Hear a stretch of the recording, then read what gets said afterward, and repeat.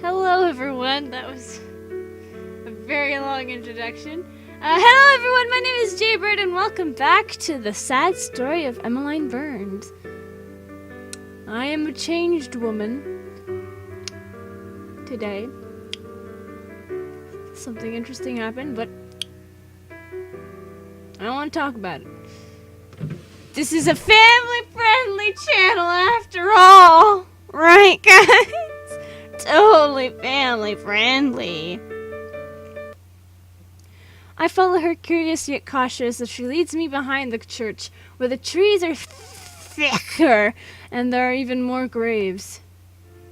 She draws my attention to a tombstone, just one tombstone of many. It juts out of the grass like a tooth from a gum, slightly crooked. A few cracks run down its dark gray sides, and the top of the grave is fringed with pale yellow lichen. The name engraved into the tombstone is a little difficult to see, impressed only shallowly, and I have to strain my eyes to read it through the fog. I didn't explore the graveyards of Lincolnshire in my youth for nothing, though, and I'm more skilled than most teenagers when it comes to reading inscriptions on gravestones. Here lies the body of Philip Burns, 1807 through 1851. Also Perdita Burns, wife of the above, 1811 through 1851. Also Emmeline Burns, their beloved daughter, 1836 to 1851. May their souls rest in peace. God, it is difficult to read the fucking automatically generated fog! Thanks, Kay, for making my life more difficult. I should have taken a screenshot. Go back. Yes, we were gonna take a screenshot. Yes, this is what my life has come to. It's just taking screenshots of gravestones, apparently.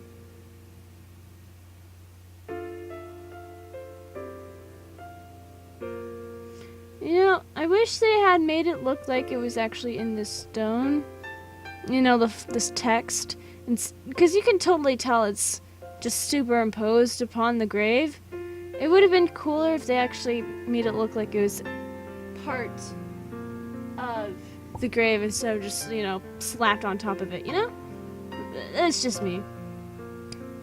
I don't know if it's possible, but I don't know. I think it'd be cool.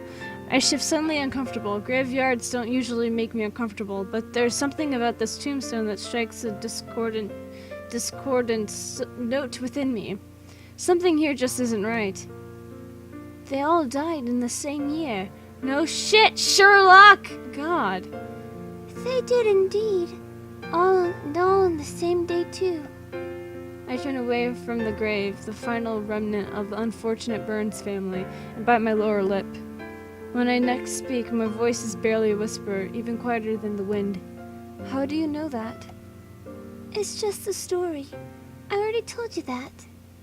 I suppose so, but when Emily said it, it didn't sound like a story. She sounded deadly serious. She looked serious, too. Her eyes are narrowed, her lips pursed, her face stark white, as though carved from stone. The fog swirls about us like a veil. It's even thicker than it was earlier this morning. Oh, Jesus Christ. I can taste the fog at the back of my throat when I inhale and I cough. It tastes cold, rank, and repulsive. Oh, yes. You can taste cold, apparently. Cold is now flavor now. Okay. The taste of death. Oh. Wait, how do you know that? Just who is Emily anyway? Excuse me. She doesn't look like any girl I know. She doesn't act like any girl I know. How many girls do you know? I just noticed that the pendant that Toma is wearing is the exact same as the one right here next to the text. I just noticed that. Wow, I must be stupid. Or just have a good eye and I'm not stupid at all and it just took me like this long to notice it. I'm almost tempted to believe, but that would be ridiculous, wouldn't it? Ridiculous, wouldn't it? So, should I tell you my story?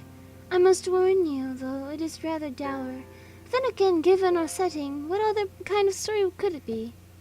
You should already know how it ends. Oh. Emmeline Burns, born in 1836 to Philip and Perdita. I hope I'm saying that right. Perdita. I've never seen that name before, so I'm just gonna say that that's what it is. I hope I'm saying it right. Led a charmed life. Her family was rather well-to-do. Her grandfather... I've never heard that expression. Her grandfather being a lawyer, her father a banker, and she grew up in a large house with 5 bedrooms on the outskirts of Barrowby.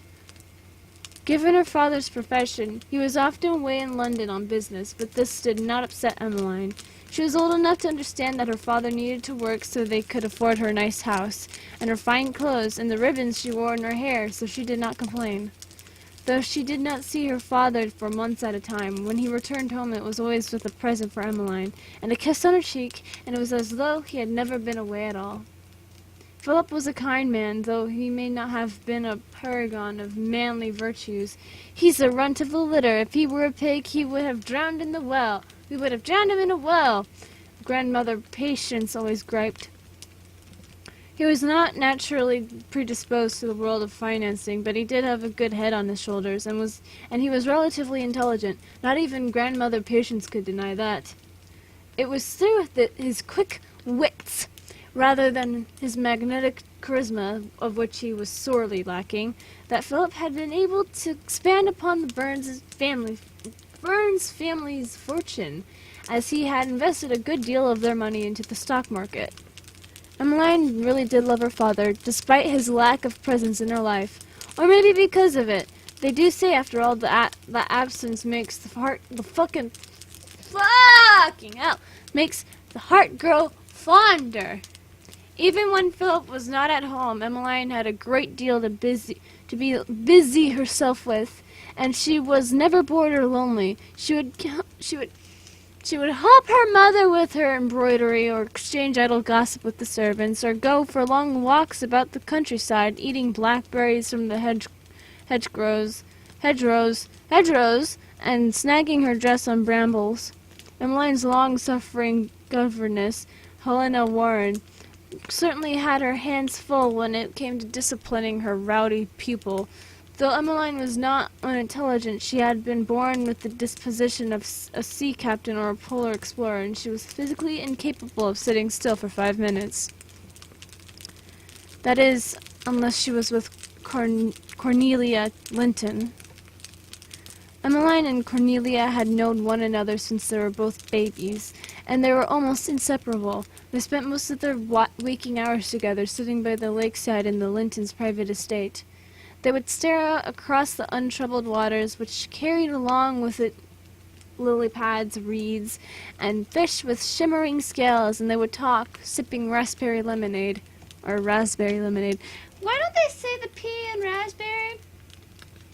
Has anyone said raspberry before?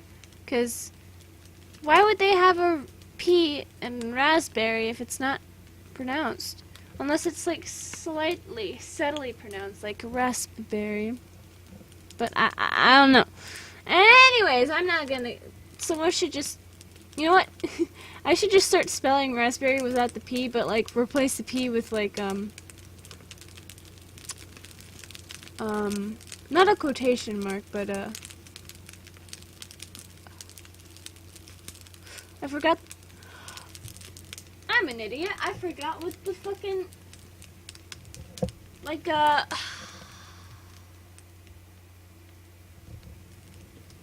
Okay, I never mind. I can't remember the name of it. It's a singular quotation mark, you know, just the one little dash.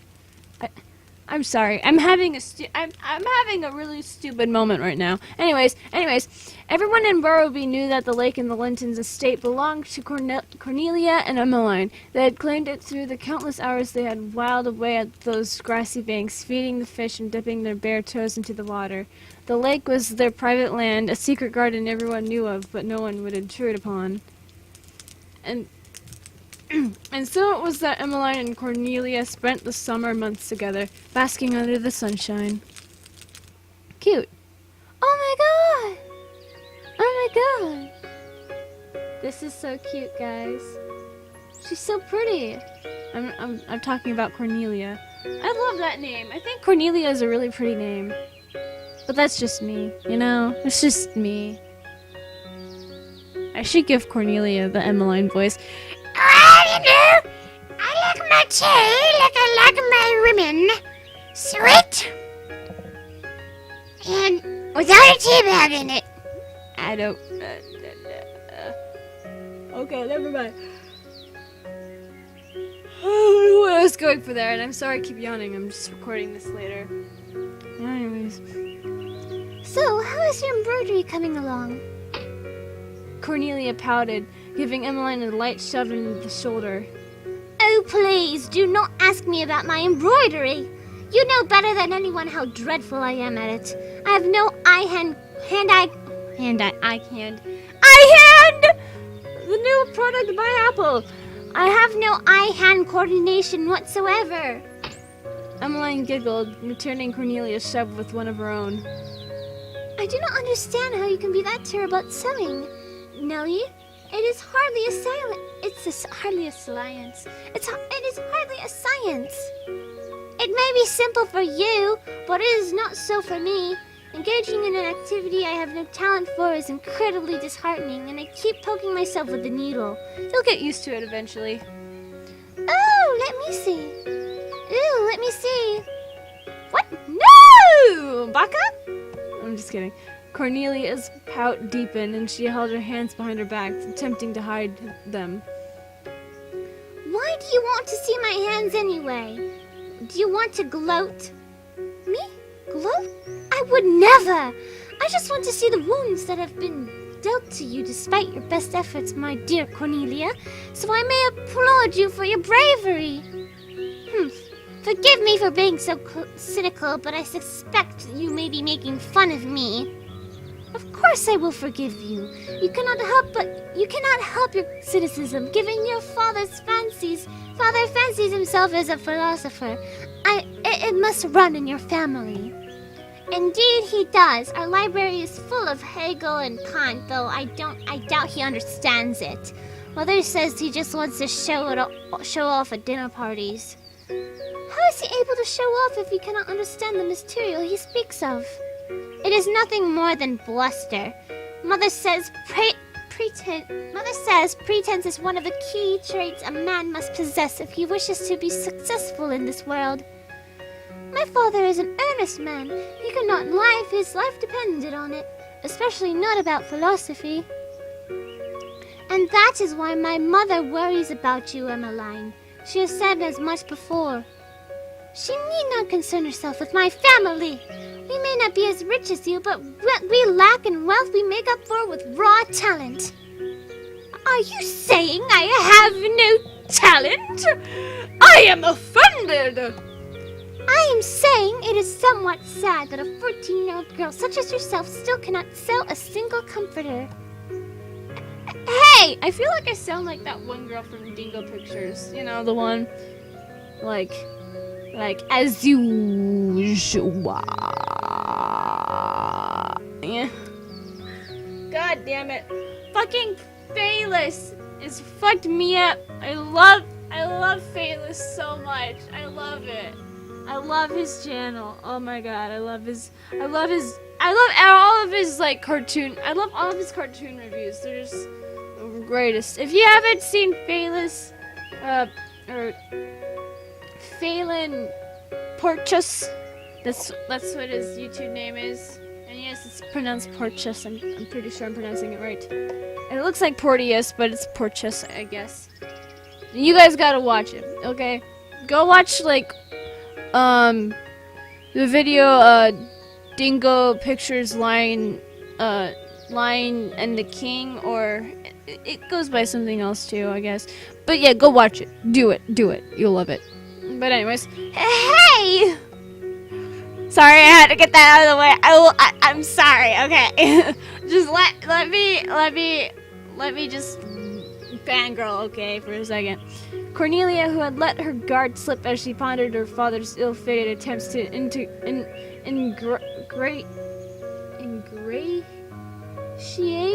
himself with the intelligentsia.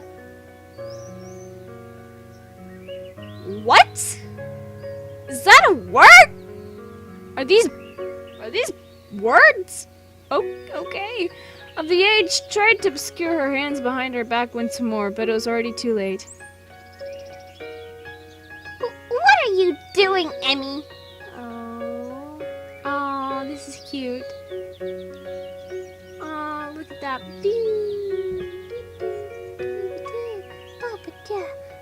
Oh, this is so cute, guys. Smash like right now if you enjoy this cuteness of hand-holding a 14-year-old girl. I ship it. I'm just kidding. Well, no, I do ship it. Fuck it. I'll ship anything for like $5. If you guys want me to ship you with anybody, like Markiplier or some shit, give me $5 and I will. Because if you don't, I don't have an incentive to. I'll be like, no, you're fucking weird. Okay, I'm not shipping you with Markiplier. I am examining your hands as I said I would, and oh dear. Emmeline tutted and shook her head, her fingers linked together with Cornelia's. They are such beautiful hands, with such smooth skin, yet they are marked all over with red dots. It appears as though you have been used as a human pincushion. I already told you, Emmy. I have no skills when it comes to sewing. Why must you tease me so? I was not teasing you, I was honoring your efforts. That is a bold-faced lie, and we both knew it. If you had an ounce of respect for me, you would not be smiling like that. Like what? Like that. Now let go of me. Aww, they're so cute. Oh my god, this is so cute, guys. Oh my god, this is I'm sorry. I'm sorry. I like Yuri. It doesn't arouse me, but I think it's cute. I think shit like this is cute, okay? And yes, this is a Yuri game. I don't know if I said that before, but I'm saying it now. This is a girl on girl game, so yeah. This shit is adorable, okay? And before you call me creepy, I'm a minor. I'm 17, I'm fine, okay? Everything is fine. And these are fictional characters, and they're dead! They're dead! They're dead! Okay? They never existed to begin with, but in this universe, they are completely dead, okay? Anyways. I think I'm just making myself look worse, but whatever.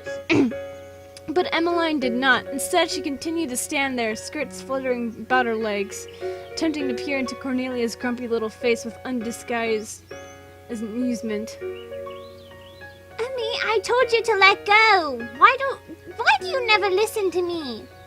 Because seeing you blush is so much fun, of course. Emmy! If Cornelia had the use of both her hands, perhaps she would have struck the top of Emmeline's head for her insolence. Shut up with your insolence, child! As it was, she did not, and all she could do was glare. Ah, she is a tsundere. Glare and blush.